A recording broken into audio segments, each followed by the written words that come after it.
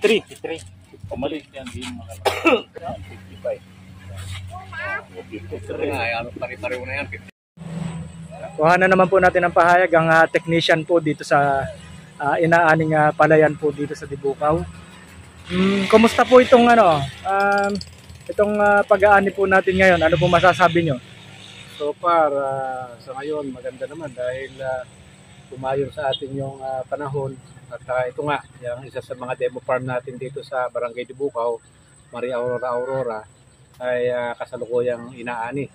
At isa sa ating mga inaasahan ngayon, yung magkaroon siya ng karagdagang ani dahil nung nakaraan, yung may-ari mismo nitong lupang ito sa Ginoong Nisperos ay umani lamang ng 48 kabans sa kanyang 7,000 square meter na tubigan. At sa kaalaman po ng ating pong mga kasamang farmers, ang ating pong ginagamit ngayon ay isang uri po ng biofertilizer. Yung pong ginamit po natin dito sa land preparation, yung pong mas kilala sa tawag po na microbial inoculant ng Victory Global. Yes, yun talagang katulad nga nung sinasabi ng DA na kinakailangan natin na gumamit ng biofertilizer na kung saan nga umpisa nung ito ay simulan, biofertilizer na yung ginamit natin simula sa land preparation, yung microbial o inoculant at yung tinatawag natin na microorganism para dumami yung mga sundalo panlupa para ma-neutralize yung lupa.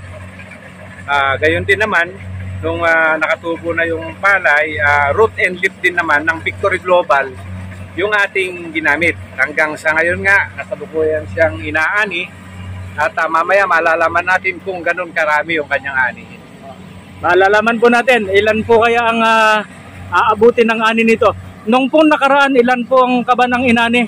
Bali, nung nakaraan po siya ay umani lamang ng 48 kaban. 48 kabans. Tignan po natin kung mabibit po natin yung bilang na 48 kabans na gumamit po yung may-ari nito ng ilang kaban po o ilang kilong binhi.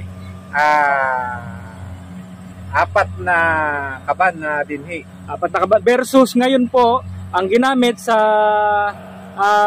ginawa po natin na ngayon na sistema, ilang kaban po ngayon o ilang kilo ang ginamit po natin dito sa kulang isang hektaryang palayan. 40 kilos. 40 kilos. Tignan po natin kung ano magiging diferensya, ilang kilo kaya o ilang kaban kaya ang aanihin po natin. Tabayanan po natin maya-maya.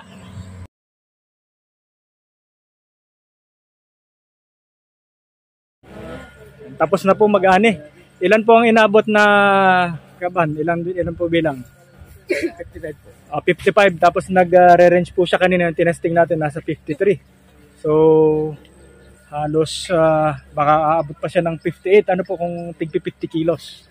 Kumusta naman po para sa final na tanong ko po sa inyo? Kumusta naman po yung paggamit po natin? 40 kilos lang po yung ginamit natin na binhi. Umani po ng 58. 55. Ano po? Mamaya higit pa po yan kasi pag tinimbang natin. Compare po dun sa dati natin na 48 kaban. So nagkaroon po ng increase. Nadagdagan yung ating ano po natin. Ano po ngayon masasabi nyo sa paggamit natin ng full harvest fertilizer? Ang masasabi ko lang po sa full harvest po ay nakatipid po sa binhi. Tapos tumaas po yung Apo, kumusta naman po yung lupa? Yung lagay ng lupa natin? malambot po, maganda. Gumanda po yung lupa. Gumanda po yung lupa. Apo, sa kaalaman po ng ating po mga kababayang farmers, ito po yung ini-introduce na ngayon. Kagaya po ng ini-introduce ng Department of Agriculture sa pangunguna po ng ating presidente, yung pong biofertilizer. Ito po ang ginamitan po ng biofertilizer ng Victory Global na tinatawag po natin microbial inoculant. So yan po. At nakita po natin nagkaroon na ng increase. Hindi pa natin naramdaman po ngayon masyado yung pagtaas masyado. Pero ang kagandahan sa kaunting binhi, compare po sa dati nyo pong isinasabog na napakaraming binhi, 40 kilos lang sa 7,000 square meter, umani po tayo ng 55 kabans. Ano po? So yan po, at bilang pinal na lang po na ano natin, bago tayo magpaalam, ano po ang masasabi natin naman sa ating pong mga kababayang farmers na hanggang sa ngayon ay gumagamit pa rin ng synthetic fertilizer? Ang niyaya ko po itong mga kasamahan ko sa magsasaka. Opo. Sana po gumaya po sila sa akin. Opo. Napakaganda rin yung ano ko. Yes po, opo. Ayan po, maraming salamat po at hanggang dyan po muli.